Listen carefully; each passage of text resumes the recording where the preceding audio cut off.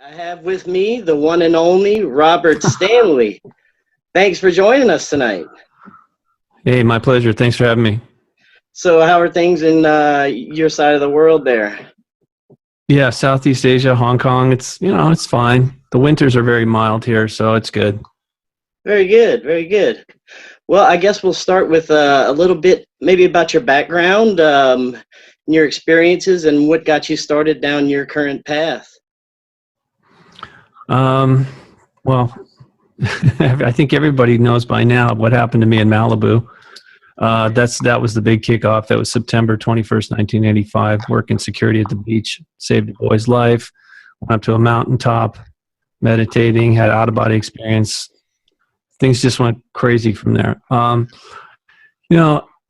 then I started having close encounters with UFOs and trying to understand why they were not only around, but they seemed to be interested. Well, I mean, actually, it was very obvious that they were interested in me as well as other people. So let's see, 1985, I would have been 25 years old.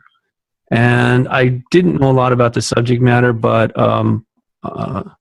over the decades, I learned quite a bit, and I started sharing it with people, and that's how I really started to learn more, was actually reporting it through Unicus magazine. We used to be in print, and eventually we stopped doing that, and I started the website around the year 2000 or so, and we're still, it's still going strong. It's kind of amazing, actually, that we've lasted this long. Awesome. Very cool. Very cool. So based on your experiences, you would say we're in a sort of simulation. Is that correct? Yeah, I only came to that. I wouldn't call it a conclusion. I already knew that other people have said this for years, but I resisted it because it seemed kind of silly to me until last year. I read a series of free books called The Divine Secret Garden by John Pinella, and you can link to that on my library section on the website at unicusmagazine.com. In any case, it was very compelling what he said about how this was created, and more importantly, why we're in this simulation. He compared it to a flight simulator, in that although all the experiences we have here feel real. I mean, they're virtually real, just like when you're playing a video game. You have an avatar, and there's all kinds of challenges, right? That's part of the game. You go up by levels as your skills increase. So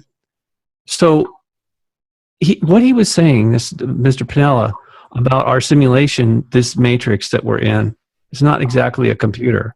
It's a copy or a reflection of something that's real. And that young souls come here to experience things that don't exist outside of the simulation. In other words, the challenges that we encounter make us stronger, help us grow. Sort of like going to school, but you have to start at a lower level before you can move higher and higher and higher. So that's the purpose of this simulation. It isn't purely evil or an accident. And so my thinking on this has evolved over the decades that I've been researching it. Okay, and can you tell us about some of those higher levels that we would be ascending to? Yeah, and this is the weird part about it. I mean, we really come from that. Our souls, our spirits actually come from this much higher vibrational level of existence. And we descend in here. We choose to come down to this lower level. I mean, that's not the best term for it, okay? But it is a much lower frequency, and things are more dense and more challenging. Again, that's why we come here. So, yeah, over time, if we've been here for very long or multiple lifetimes, we tend to forget about the higher realms that we came from. And honestly, it's not that hard to reconnect with them. That's what I'm studying right now. It's actually, I'm going backwards, because originally my father was a minister for a church that was based in Eastern religion, the teachings of yoga. and those ancient spiritual sciences from India. So these are practices that are really not about dogma or ritual. They're about focusing one's spiritual essence or consciousness in a way that reconnects you to that higher level of existence. I mean, that's really what yoga means. It means a union, a uniting or a reuniting of one's soul with the creation or creator. Okay. Well, so being that it is some sort of simulation, who would you say are the controllers? Is there some kind of multi-dimensional entities? Who's actually in control of this? Well, the thing is, it's somewhat autonomous. I mean, I believe it was Enki or Lucifer that set this up. And originally his intent was that it would glorify him, that people, the souls that came here would be worshiping him and become part of his empire. But the unintended consequences was that he had actually developed a school for souls. And this is what Mr. Piniella alleges, and I do think it's accurate, is that this is being permitted by the higher beings that actually created everything. In other words, God or the gods. I mean, Lucifer, Enki, whatever you want to call him, he was or is a god. But he's sort of fallen into I don't know, for whatever reason, okay? He's got this issue where he wants people to worship him and love him, and that's his problem. But the unintended consequences was when he created this matrix simulation, it was approved, and it actually serves a purpose that is totally beyond anything that he originally intended. Does that make sense? Yes, I understand what you're saying. Okay, good. Yeah, and Enki, is he, based on what you know, close to what the Sumerian tablets portray? No. No. Okay. Unfortunately, here's the deal. Sumeria has had more than one culture or group in it. In that little region we call Sumeria, Mesopotamia, there's been multiple groups. So the original people, whoever they were, got pushed out.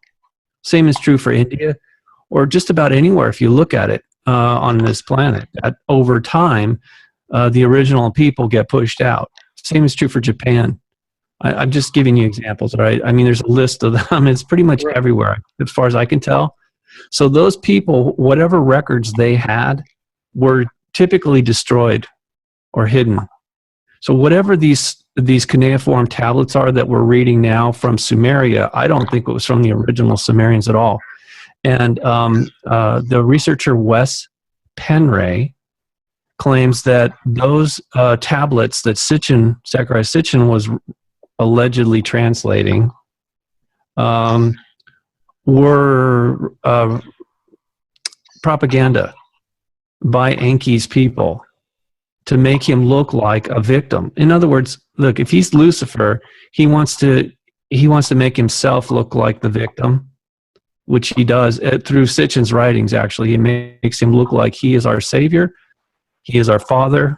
You know, he supposedly genetically created us, and so we should all worship him, I suppose, or at least respect him. I don't think he deserves that. Honestly, I don't think that's what this is all about. We don't come here for that. You know, one of the things that I said that really got people's attention was that, you know, we can leave whenever. It's up to us when we have to leave. But the point is, we can't just kill ourselves and leave. It's not like that. That won't work. If you commit suicide, you'll just end up right back here for sure, in a different body with a different family. But if you prepare yourself to leave when your time comes, when it's your time, right? Because we all have contracts. We agree. Sort of like, look, if you come into a video game group, you agree to play. You're playing for a period of time. You're a character playing that game across a timeline.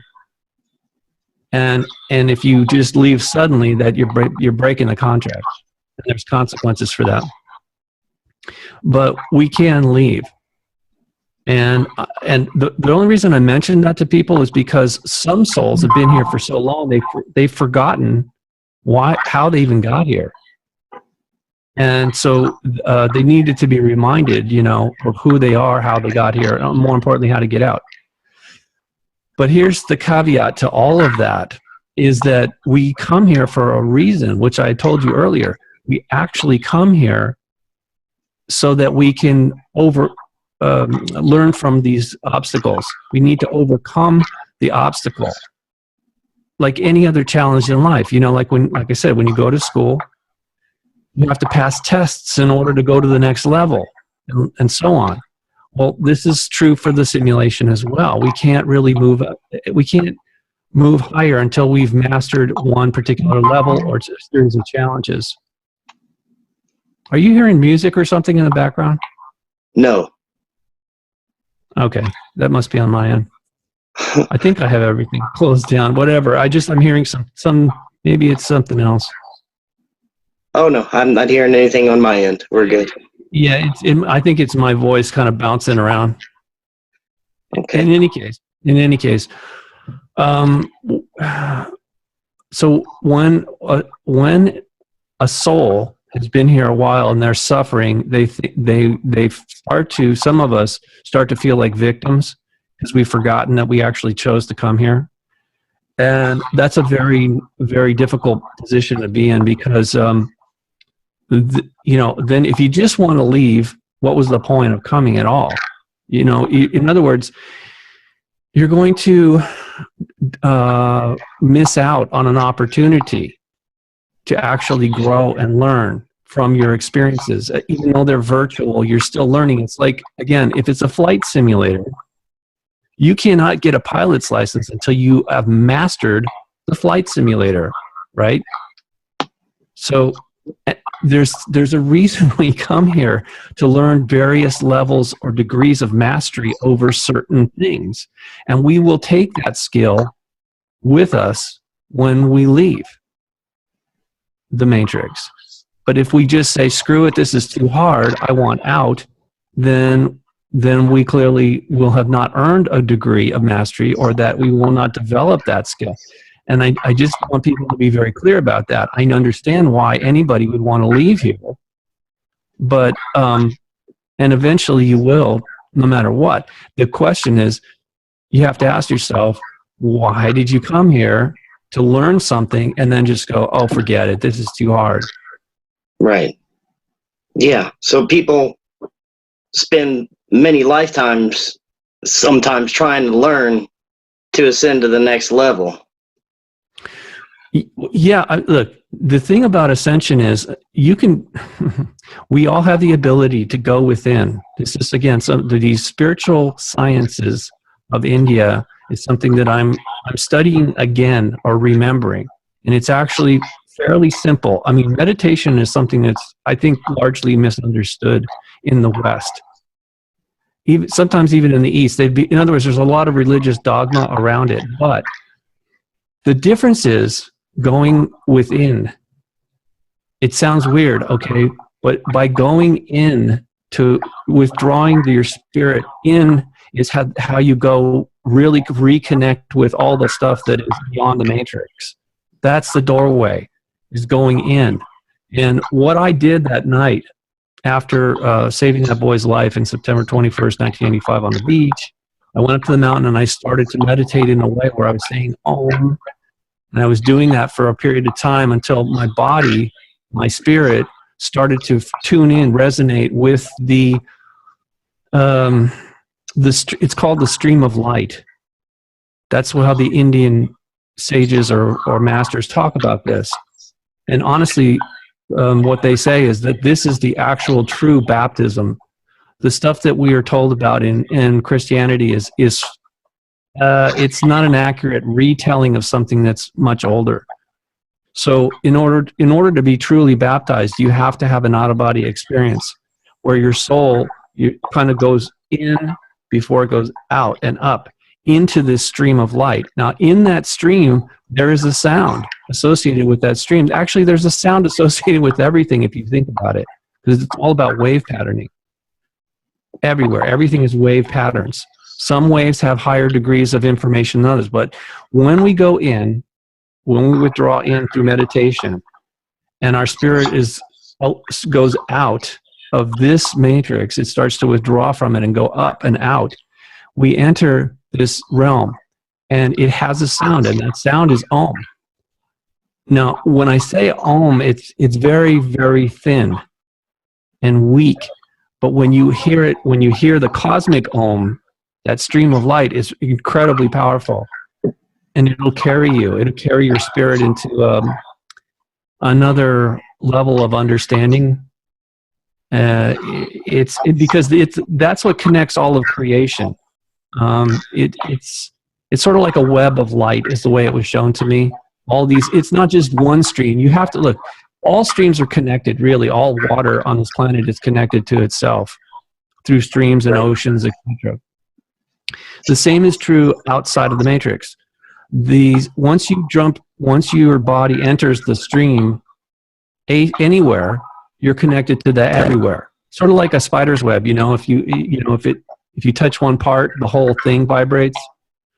It's the same thing when you connect to that. So that is the original meaning of baptism, or being born again, is when your spirit enters back into that that web of light, the stream of light, whatever you want to call it. Through that, saying Om is like when you tune a dial on a radio. You're looking for a certain station, right? And it has a number associated with it, a certain frequency. It's the same thing. This is why it's not widely talked about. I mean, most people don't. They kind of know about it, but even I didn't really fully understand it till just a few weeks ago. Which may sound weird. Why should it take over 3 decades for me to have this level of understanding? But again, this is part of what's so challenging about being here in this matrix, is that there's all these levels, like a maze, It's like, okay, the information is just right over here, but there's this wall. Okay, so how are you going to get around the wall? You could break it down maybe, or you could go way the hell around it and find this little piece of information. All these clues are just sitting there.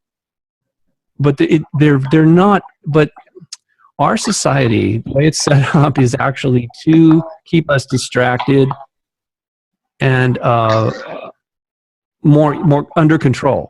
That's the challenge. That's part of the challenges that's in there. I mean, if you're in a flight simulator, you're not going to crash. You're just it's going to make you feel like you're crashing. But it has like virtual gravity built in there, and turbulence, and whatever challenges that you might encounter as a real pilot, it has to be in the simulator. The same is true for the matrix. There's all these different challenges that we have to overcome.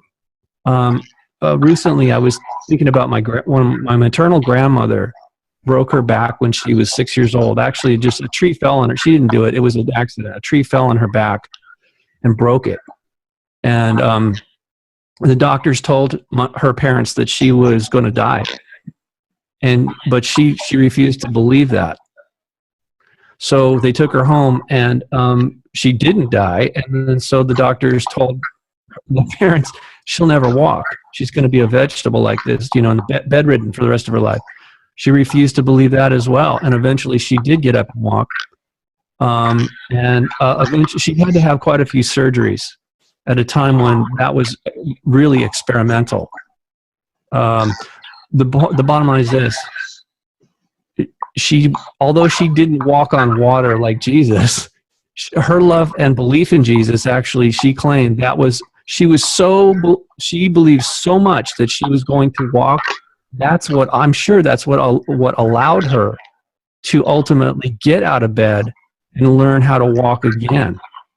So I'm just telling you, there's all kinds of miracles that you see every day happening that is demonstrating, again, what I was saying. Why are we here?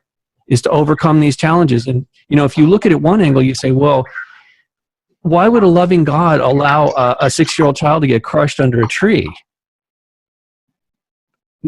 Right? Yeah. Haven't you ever asked yourself? This comes up a lot. Of course. Why is God such an ass? Why doesn't he save us from all this? Well, because this is why we come here. It's the same reason why when you go to school, somebody else doesn't take your tests for you or give you all the answers.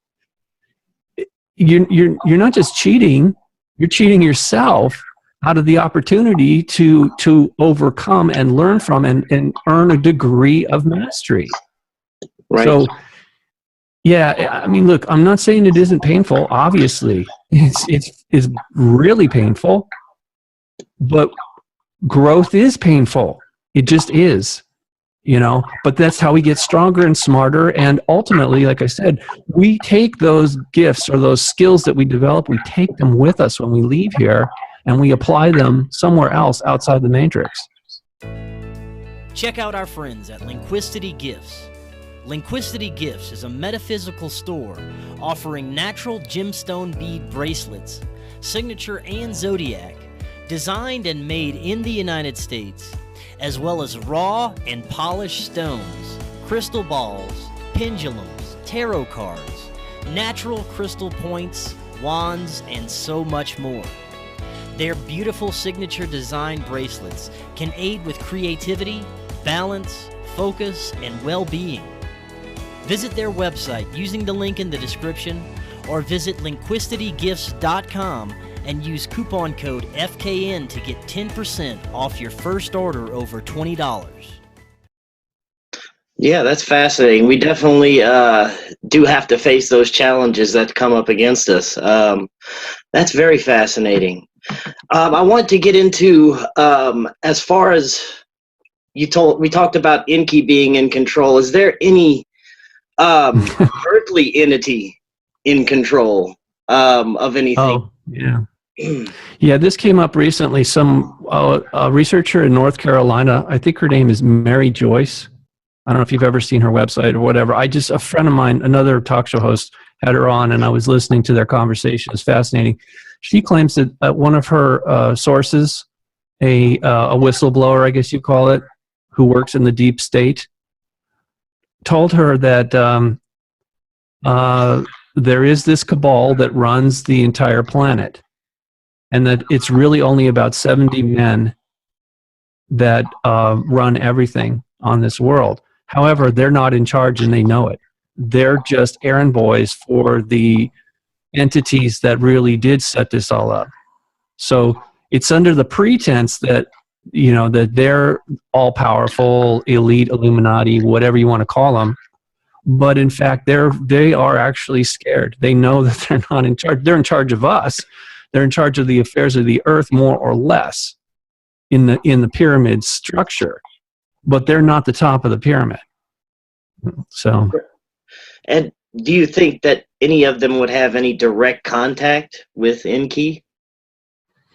I don't know. It's possible. I mean, but look, he's not.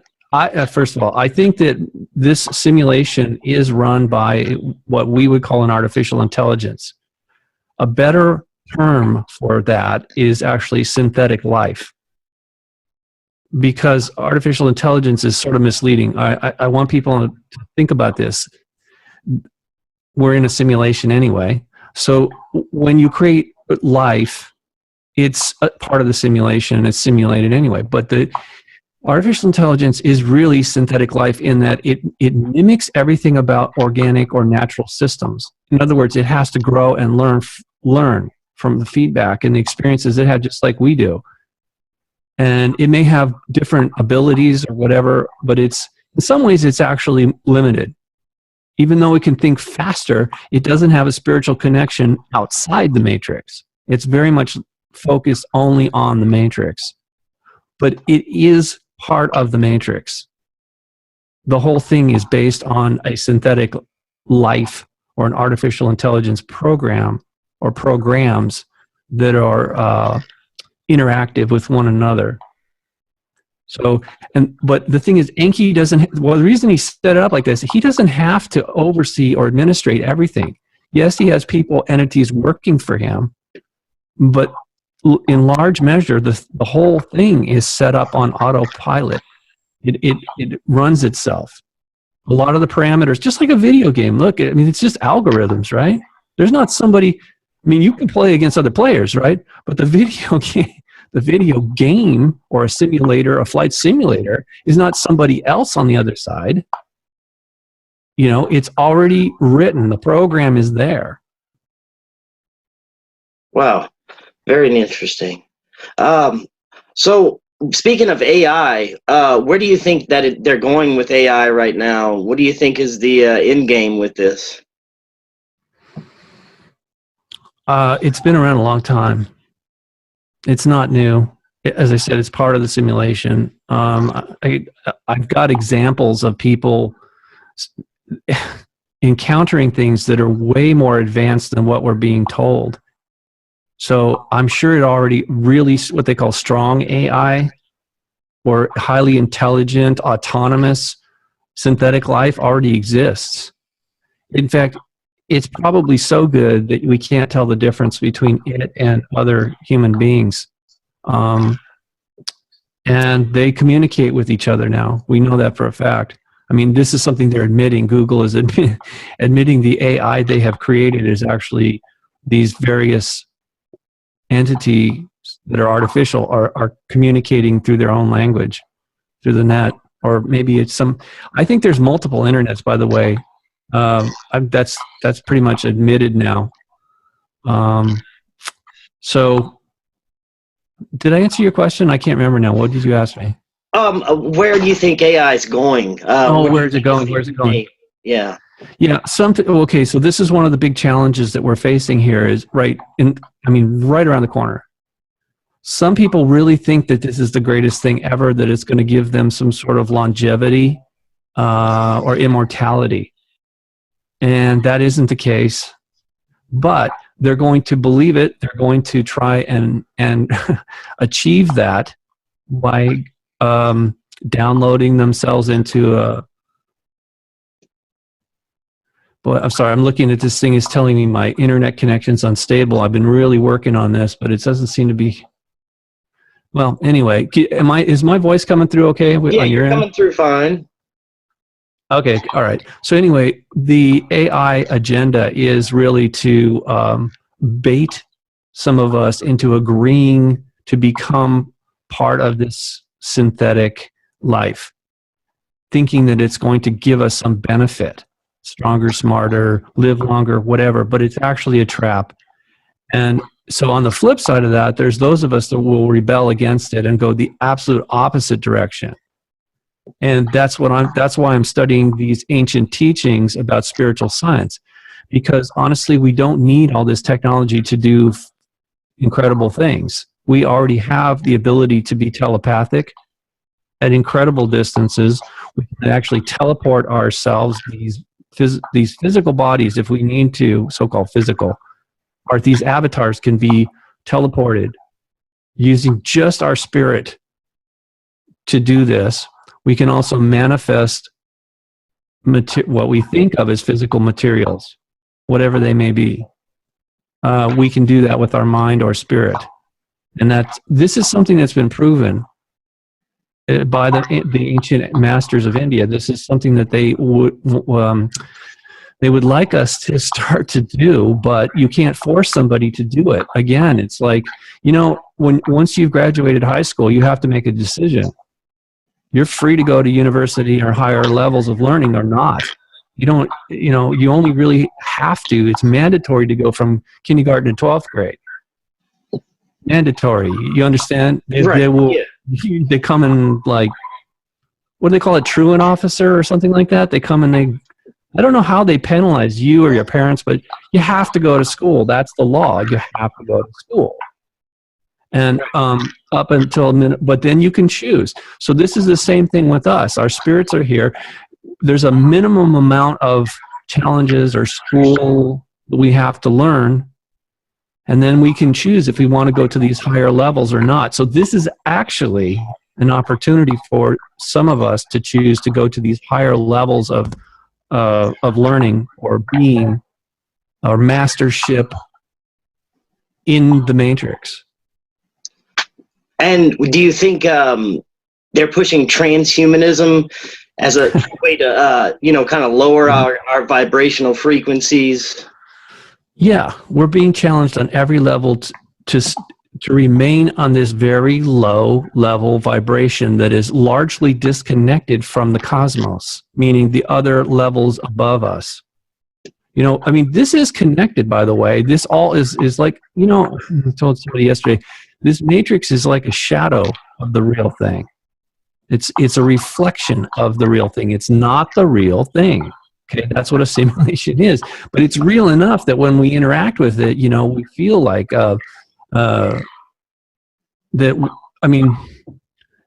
like if I prick my finger, I'm going to bleed. So I'm focused on that. It has all the rules built in there to simulate real life.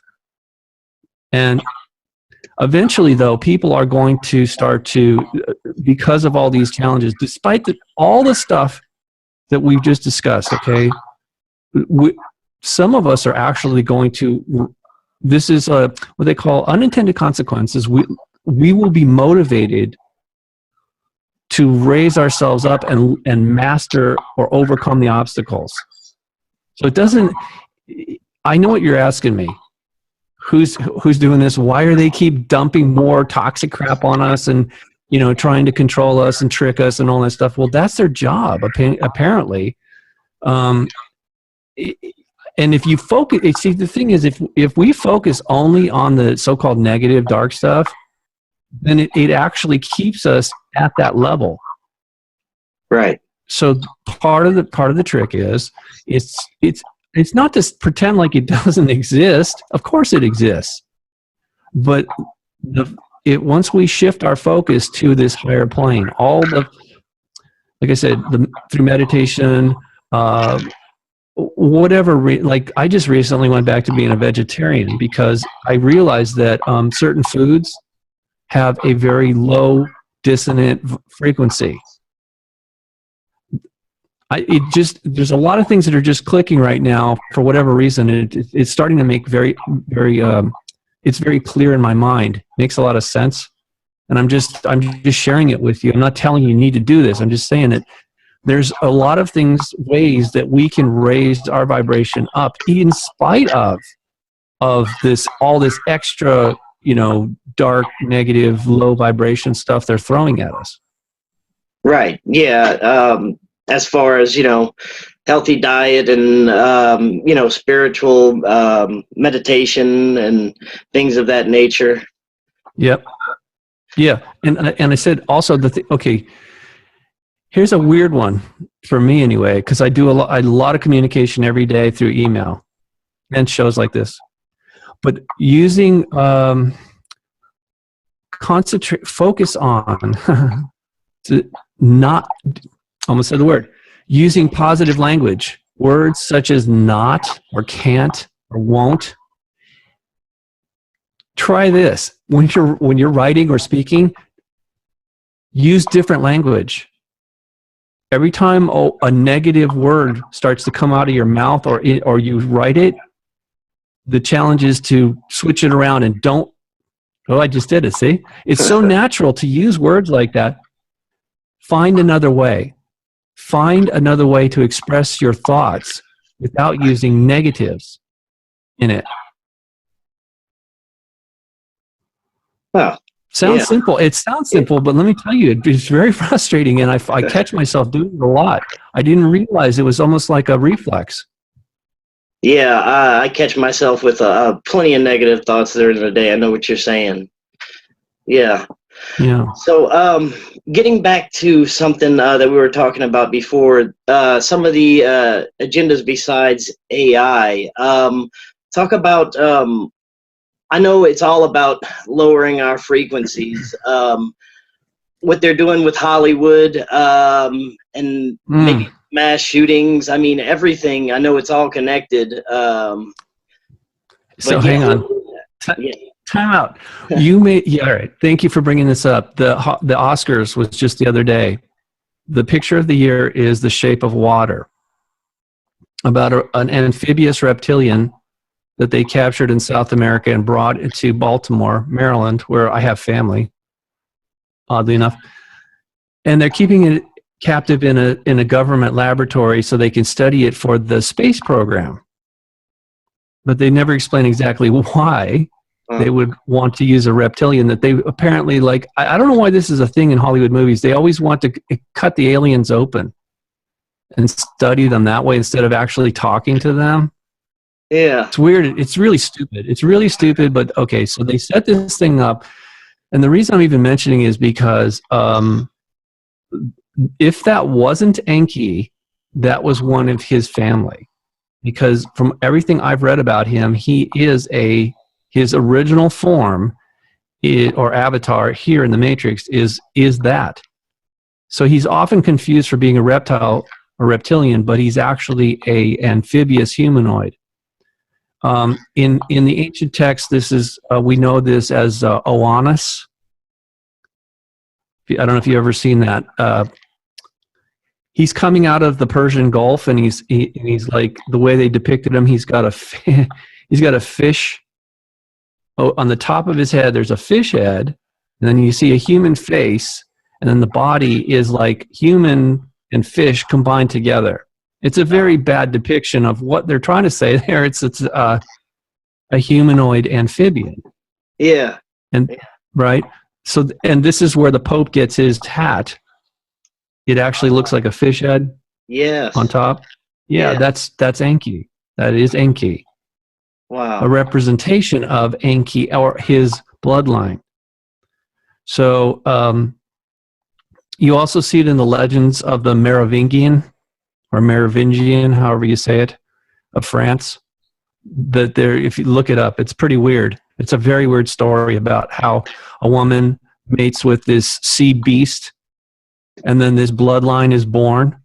And that's exactly how the movie The Shape of Water ends, where this woman is rescued she rescues this Enki character, and then in return, he saves her, takes her away from humanity, and they have this love affair, and I don't know, they'll probably do a sequel, I guess. But yeah.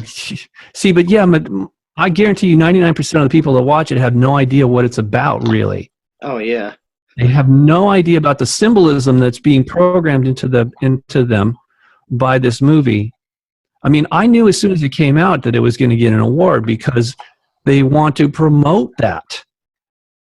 I mean, because he's really behind it all anyway. They even have a very large, at the Kodak Theater where they hold these events for these awards in Hollywood.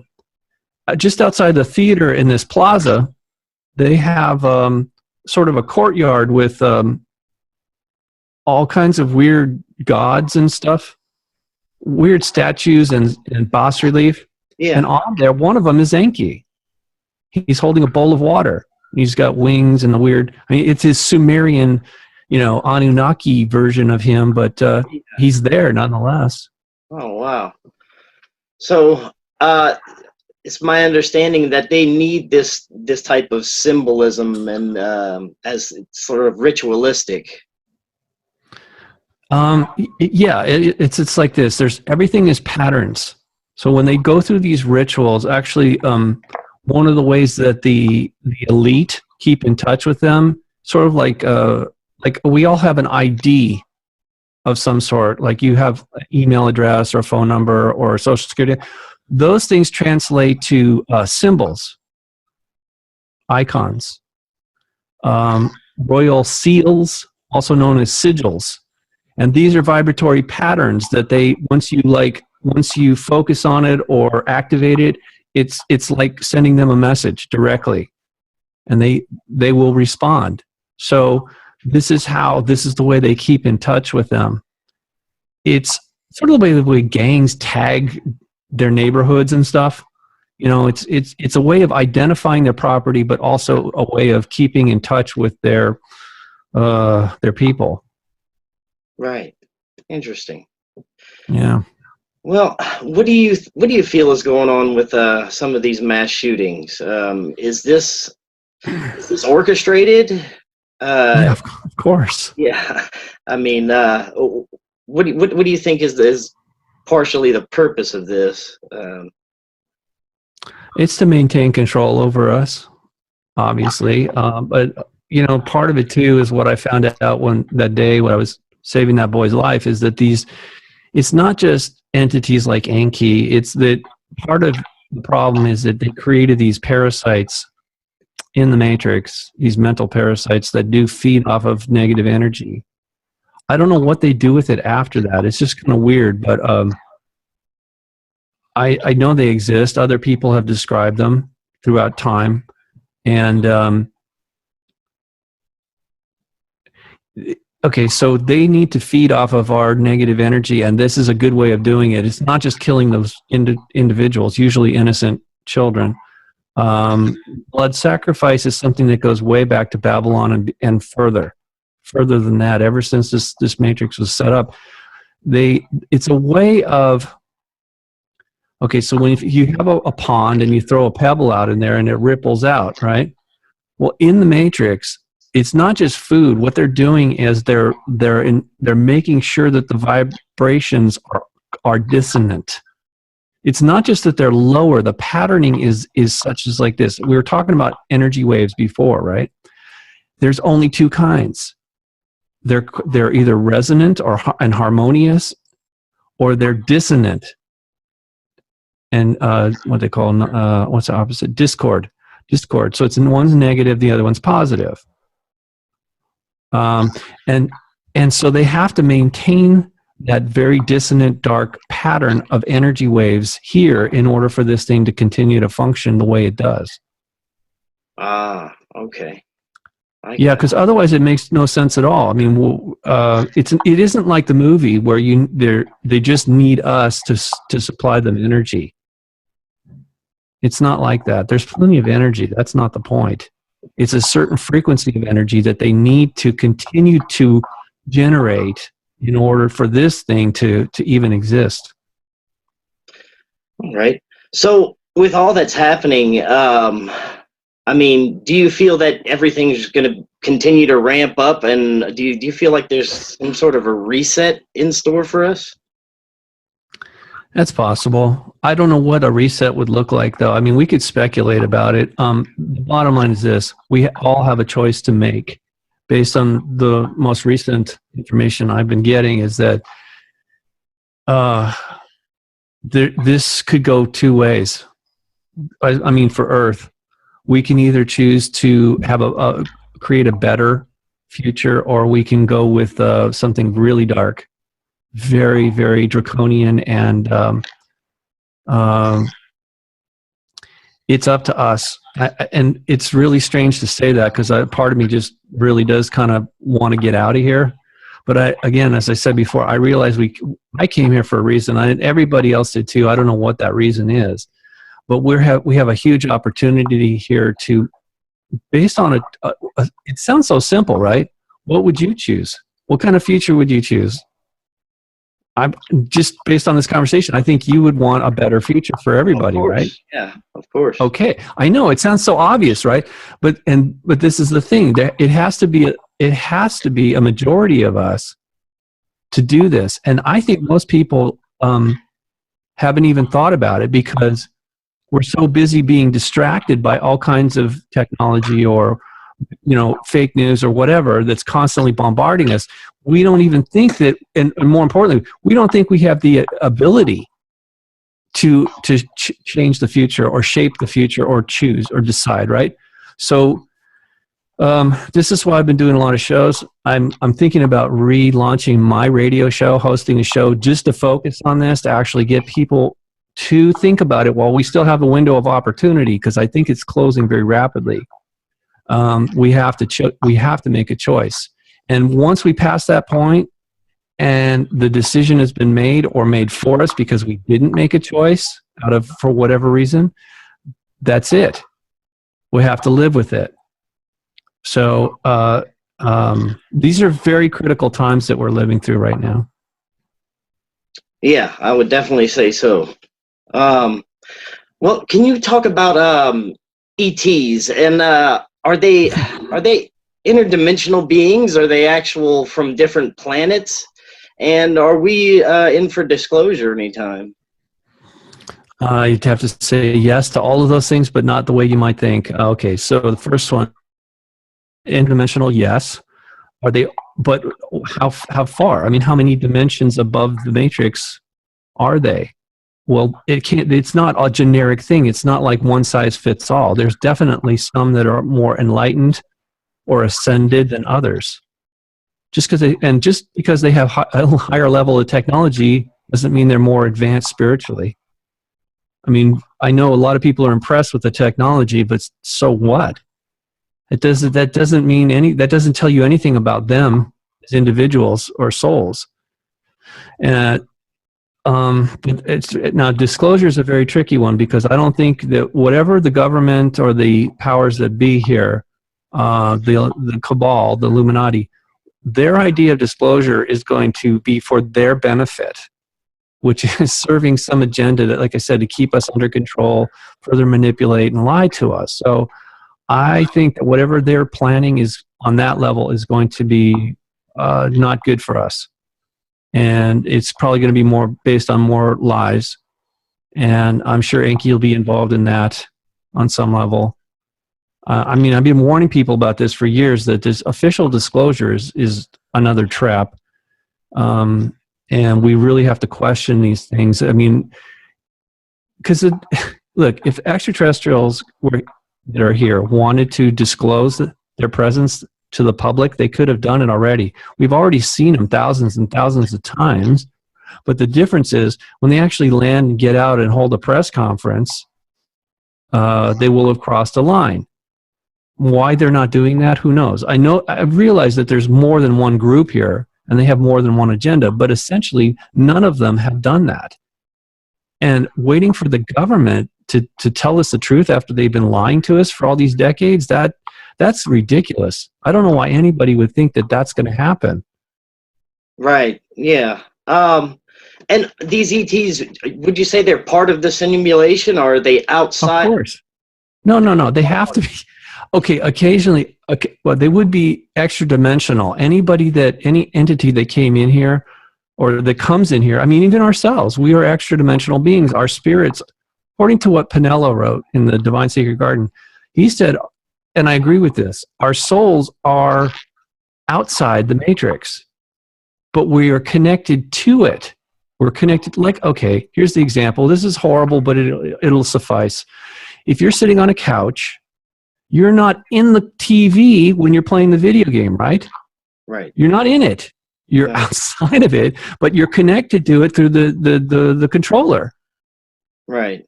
Okay. So essentially that is a terrible analogy that for us, our souls are outside the matrix, connected through what they call the silver cord.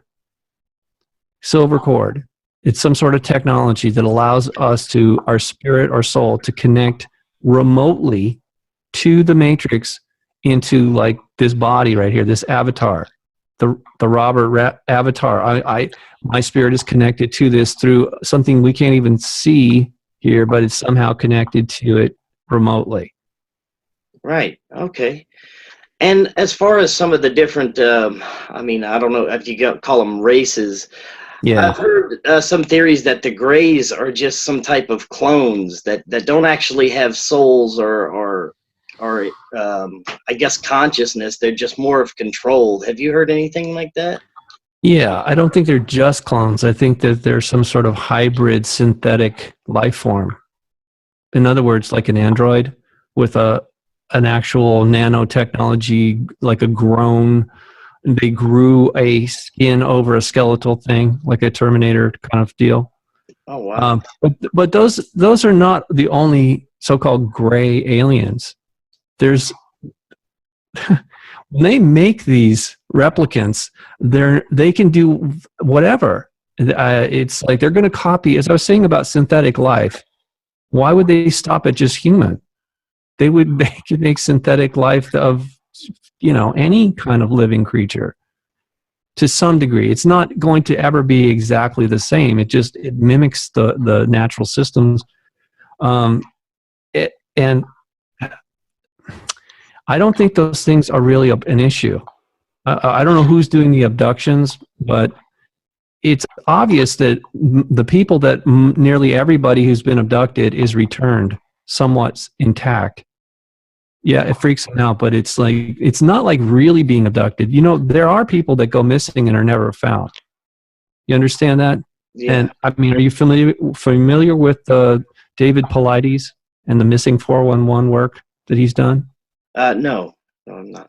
Well, please Google it, Missing 411. The guy's name is David Paulides. He's a retired police officer. He's done the best investigation I've ever seen about missing people, specifically in national parks in the United States. Okay. It will freak you out, and it should, because what I was told is that there are people that are abducted and never returned. And we're not going to hear from them. And in fact, when the few that are returned, they cannot tell you what happened. They're essentially incoherent. And this is done by design. So we're being lied to by not only the government, which I said before, it's really run at the very highest level by extraterrestrial or extra-dimensional entities under the pretense that somehow we have sovereignty. I don't think we ever really did.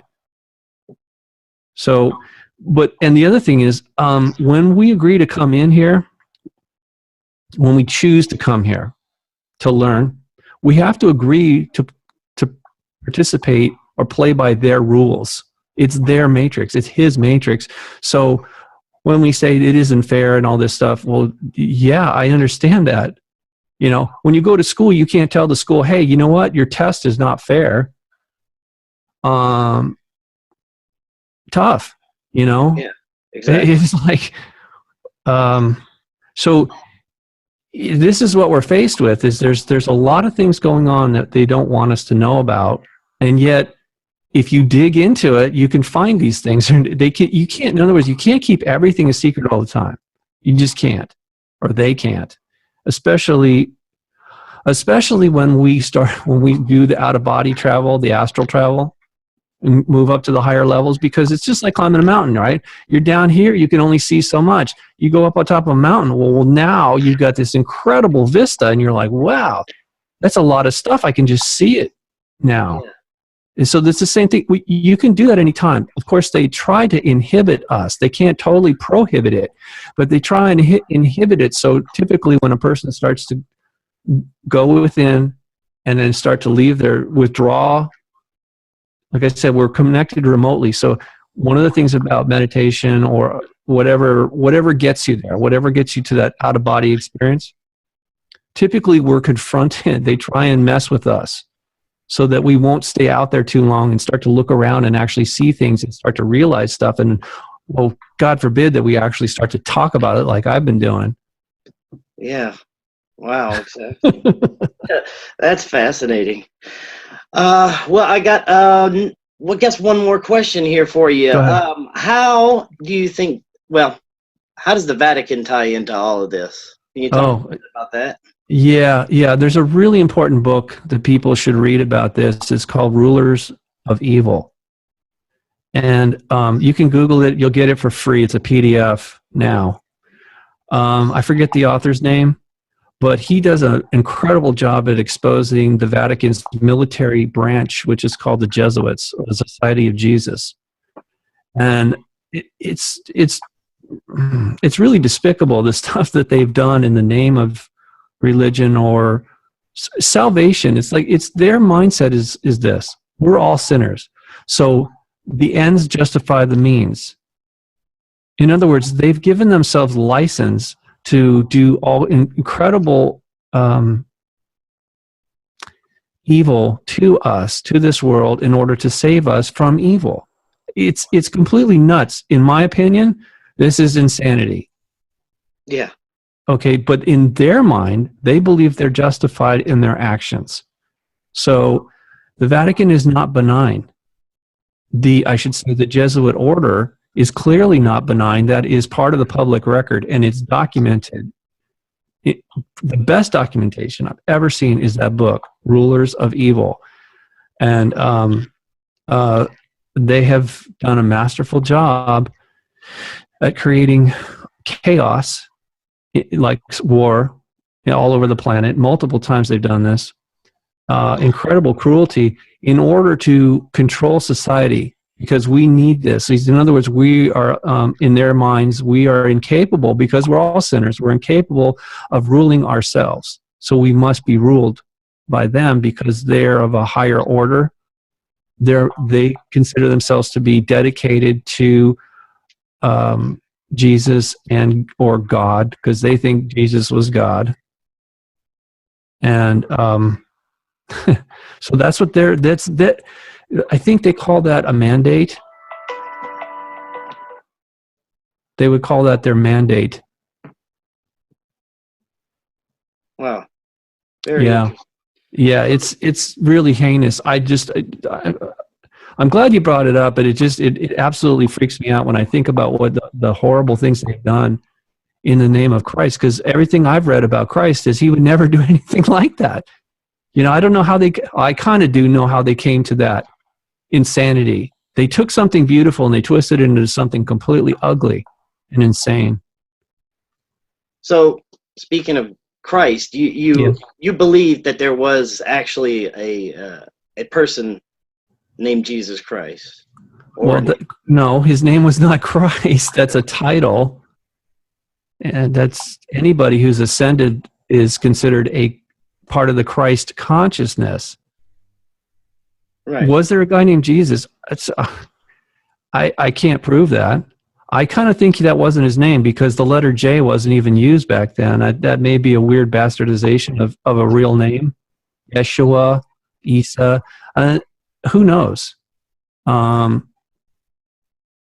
Again, this is, every time a spirit comes down here and speaks truth and tries to assist, the Matrix does a job on them. Usually after they're gone, they try and take control of the narrative. In other words, twisting the message around, like I was saying with the Jesuits. That's just the way it works here. Because if everything was too easy and open, it would be like we would have all ascended to we would have mastered this stuff already and moved on. In other words, the challenges would be so minimal that everybody would have graduated by now. So it's designed to confuse us and control us. And, I'm kind of avoiding answering your question because there isn't really any proof directly that I'm aware of that for example, because I get emails like this from people like, how could you quote from the Bible and then say it's incorrect? Well, because all those books of the ancient past were edited into one book called the book. That's all it did. That's all it means is the book or book, and it took the Romans over 100 years to edit it in a way that they felt that was going to be beneficial to them. Yeah. So the thing about the New Testament, the Gospels, is that the disciples could not have written them. There's no evidence that is the case, and that's why they're called pseudographia. Like a pseudonym. If I wrote a book under a fake name, that'd be called a pseudonym. Right. Well, this is what they're saying. Historically, the Gospels, according to the apostles, are pseudonyms or pseudographic. We don't know who wrote them. They just used the names of the apostles. Somebody wrote it, but it clearly wasn't the apostles. So were they accurate? Who knows? I mean, I think the Vatican knows, probably somewhere in their vast library they don't want to share with us. They probably have some clue of that. Oh, anyway, I wish I had a straight answer for that, honestly, and I apologize when, it seems like there's always somebody that's offended when we even discuss this. If you don't take a fundamentalist view of it, somebody's going to get offended. Right. Oh yeah. I encountered that. I really feel like that that's a sign of weakness on the individual, because if you're so comfortable, if you really believe that, how could it possibly offend you? You know, I mean, it's like when people say to me, I don't believe in UFOs. Well, I'm not offended by that. I'm not asking you to believe in UFOs.